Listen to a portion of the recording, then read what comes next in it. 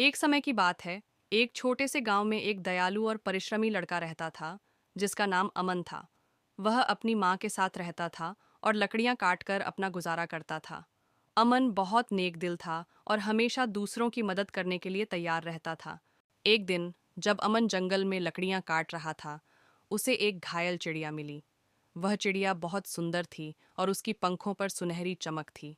अमन ने उसे अपने हाथों में उठाया, सहलाया और उसके घावों पर औषधि लगाई। कुछ दिनों तक उसकी देखभाल करने के बाद वह चिड़िया ठीक हो गई और उड़ने लगी।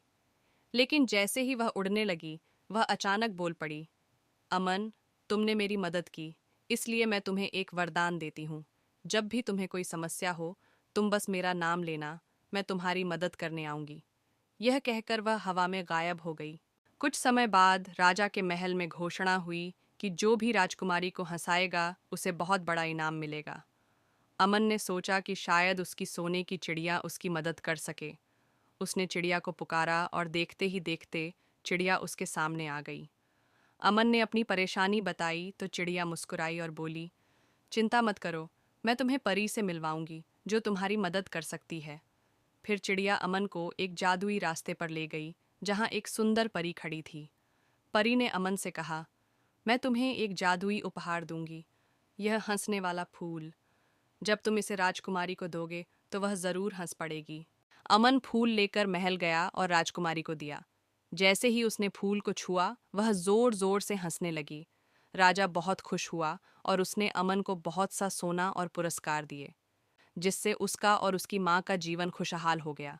लेकिन यह कहानी यहीं खत्म नहीं हुई, क्योंकि लालच और ईर्ष्या की दुनिया में अच्छाई की परीक्षा हमेशा होती है।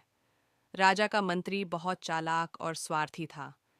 जब उसने देखा कि एक साधारण लकड़हारा इतनी आसानी से अमीर बन गया, तो उसे विश्वास नहीं हुआ। उसने अमन के बारे में पता लगाया और जल्द ही उसे सोने की चिड़िया और परी की सच्चाई का अंदाजा हो गया। मंत्री ने सोचा, अगर मुझे वह चिड़िया मिल जाए तो मैं राजा से भी ज्यादा शक्तिशाली बन सकता हूँ। एक रात मंत्री अपने सिपाहियों के साथ अमन के घर आया और उसकी सोने की चिड़िया को पकड़ने की कोशिश की। लेकिन जैसे ही उसने चिड़िया को पकड़ा, चिड़िया गायब हो गई और उड़कर परी के पास चली गई। अमन को कैद में डाल दिया गया और मंत्री ने राजा से झूठ बोल दिया कि अमन एक धोखेबाज है, जिसने जादू से राजकुमारी को हंसाया था। राजा ने जब यह सुना तो उसने अमन को कारागार में डालने का आदेश दे दिया। अमन बहुत दुखी था, लेकिन उसे याद आया कि चिड़िया ने कहा था कि जब भी उसे जरूरत हो, वह उसकी मदद करेगी। उसने धीरे से चिड़िया का नाम पुकारा। कुछ ही क्षणों में परी प्रकट हुई और बोली, डरो मत अमन, सच्चाई की हमेशा जीत होती है। फिर उसने अपनी जादुई शक्ति से अमन को मुक्त कर दिया और उसे राजा के दरबार में ले गई। वहां परी ने अपनी जादुई शक्ति से मंत्री का सारा सच राजा को दिखा दिया। मंत्री डर के मारे कांपने लगा और राजा ने उसे कारागार में डालने का आदेश दे दिया। राजा को अपनी गलती का एहसास हुआ और उसने अमन से माफी मांगी। उसने अमन को अपने राज्य का महामंत्री बना दिया, ताकि वह अपनी ईमानदारी और भलाई से पूरे राज्य का भला कर सके। अमन की माँ बहुत खुश हुई और अमन ने परी और सोने की चिड़िया का धन्यवाद किया। लेकिन परी ने कहा, अमन, यह तुम्हारी दयालुता और सच्चाई थी जिसने तुम्हें यह सब दिलाया। अब तुम्हें अपनी अच्छाई से दुनिया को और सुंदर बनाना है।